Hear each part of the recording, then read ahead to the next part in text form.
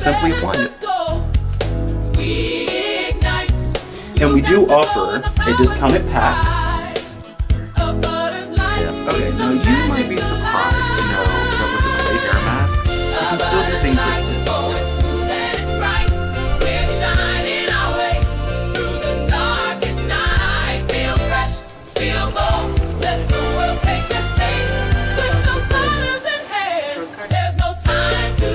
Oh, real quick, I'm gonna wet my hair thoroughly and I'll be right back. Okay, so like I said, I'll be right back.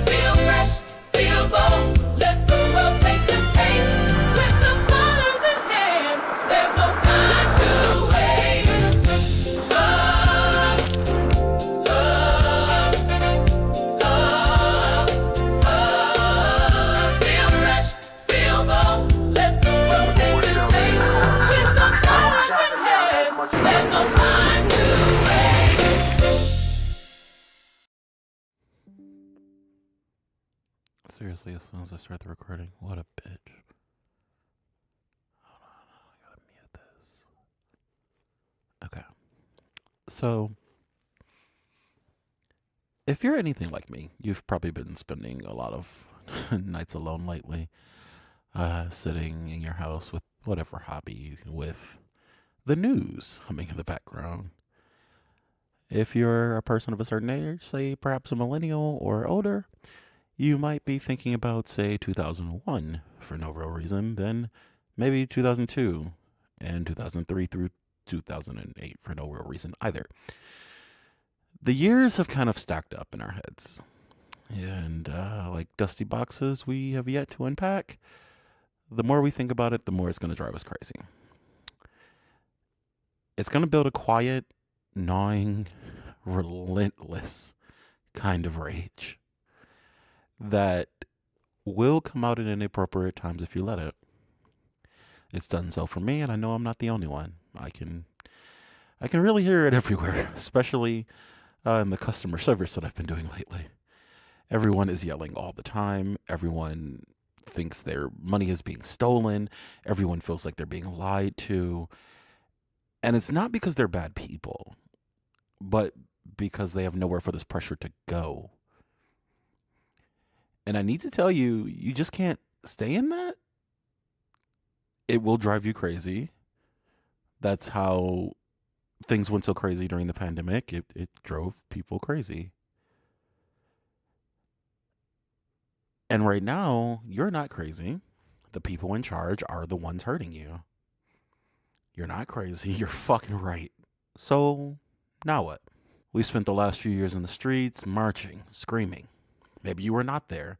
Maybe you were just inconvenienced by it. Maybe you saw it, and maybe you've heard stories of it and whatnot, but maybe it's time to do something a little different. And in today's episode, we're going to talk a bit about some of the more powerful outlets for expressing that rage, that rightful rage that is eating you alive. Instead of letting it fester, we're going to do something with it. The first thing we're going to do with it is we're going to tell our stories, just like I'm doing right now. Anger is rocket fuel for honesty. It will drag the truth out of you faster than anything else. You'll start running your mouth, and before you even realize it, the raw, honest-to-God truth is spilled right on out. Something pure and unfiltered that you maybe even didn't expect. You might be shocked to hear yourself say it. The truth is that powerful. But somewhere along the way, we did lose the art of face-to-face storytelling. In a lot of ways, it's been gone for over a century. And it was replaced by talk radio and now podcasts.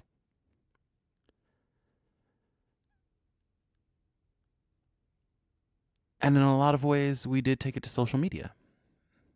But the problem with algorithmic social media is that it only shows you the stuff that's going to make you angry. So that didn't work out very well. So intentional searching and intentional finding of these stories is going to be important for us in the next decade or so as we try and recover. In the meantime, you need to be putting your stories out so that people can find them when they're ready to hear them. The next thing you need to do is make art that refuses to shut the fuck up. Straight up. That's what I'm doing. The other thing that I'm doing. Technically, this podcast, but I'm also writing songs because I am so angry. I am.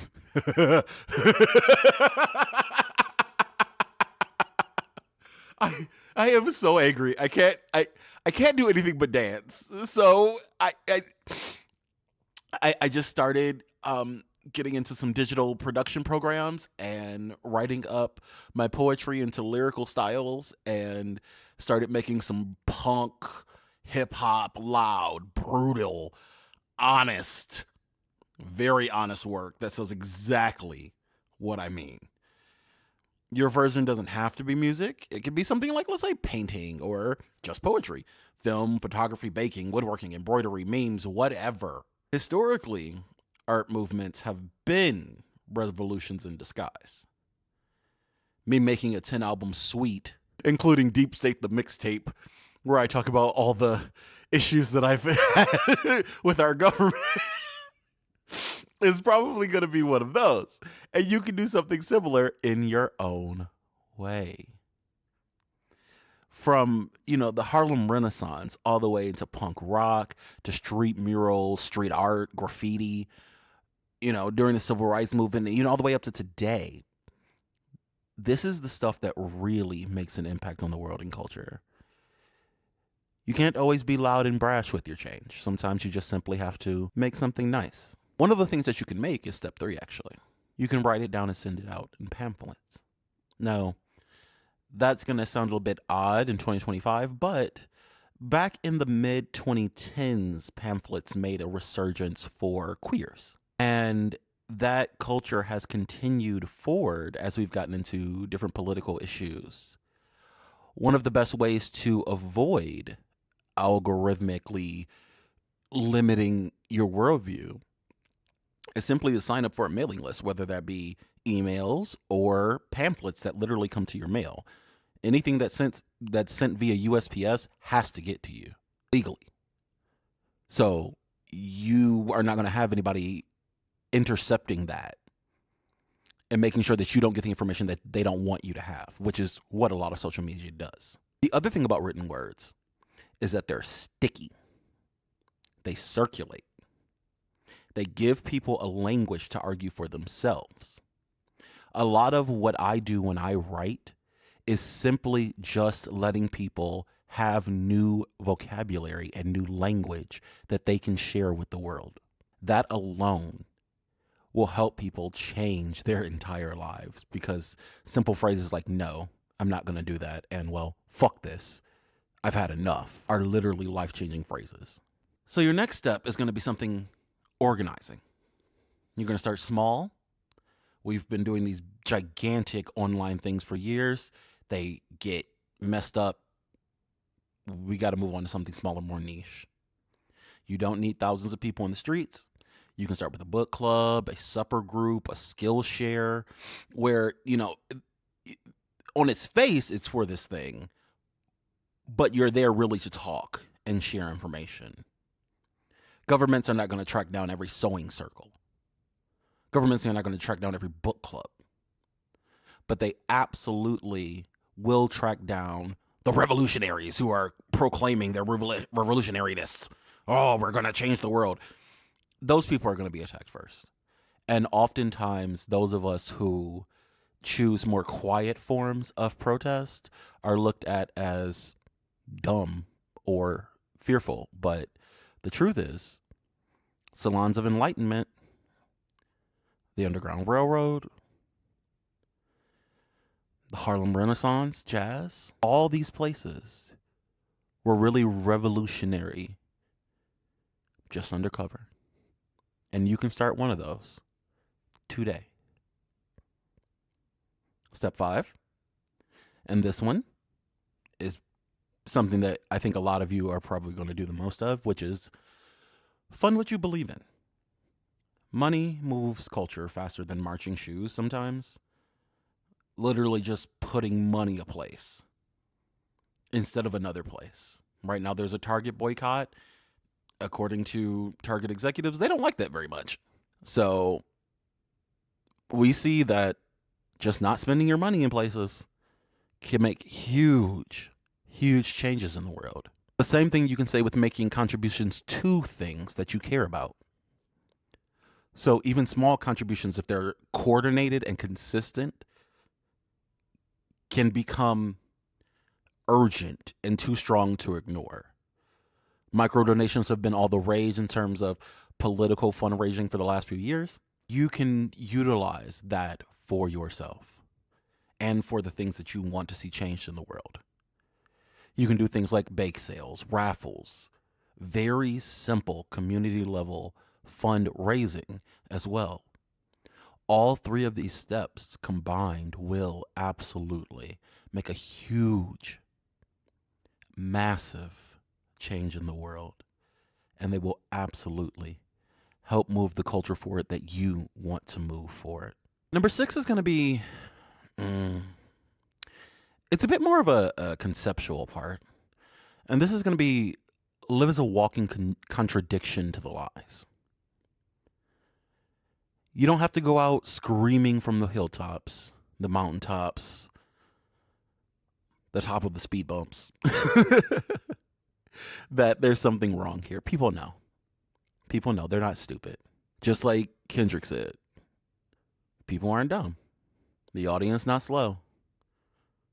You can twist the story how you want, but we gonna figure it out. And if you simply tell the truth without apology, you will give people the opportunity to do that for themselves. You help maintain reality as the truth that it actually is versus what people want it to be.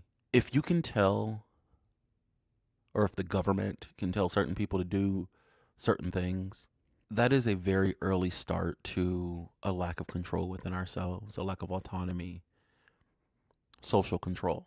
But true cultural change has always been carried forward by individuals whose lives become undeniable evidence. So what this actually looks like is simply, you don't have to say a word.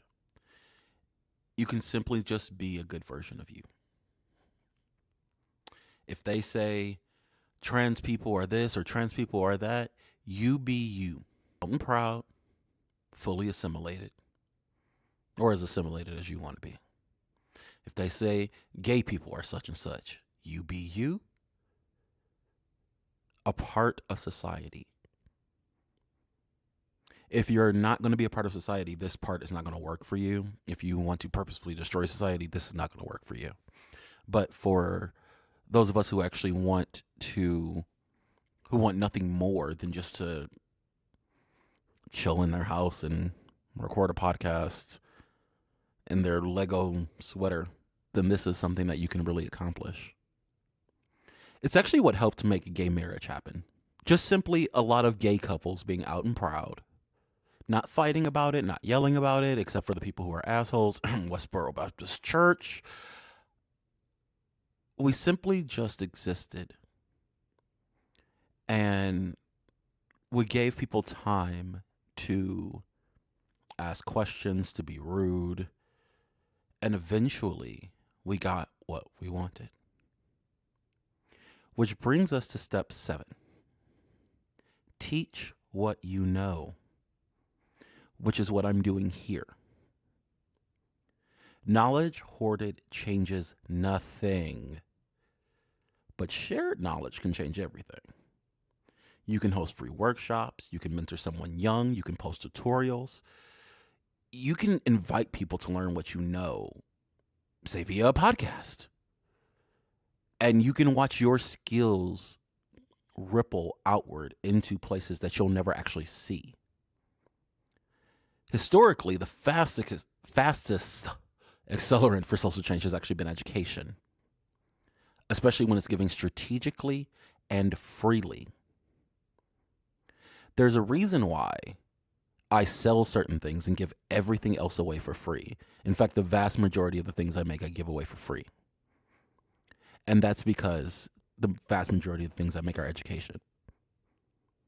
The whole purpose of why I do what I do, why I make butters, why I make music, why I draw, why I write, why a podcast, why I exist is basically just to educate.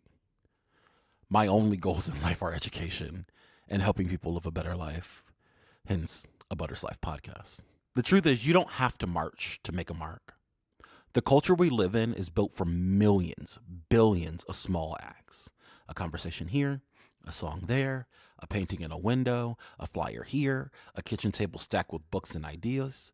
All you have to do is find your outlet, pour your fury into it, and let it move through you into the world.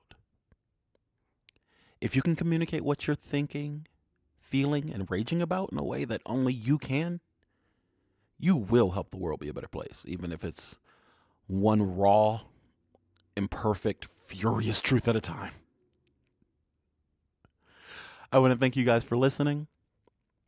I want to invite you to take what I've said seriously and go out and help change the world.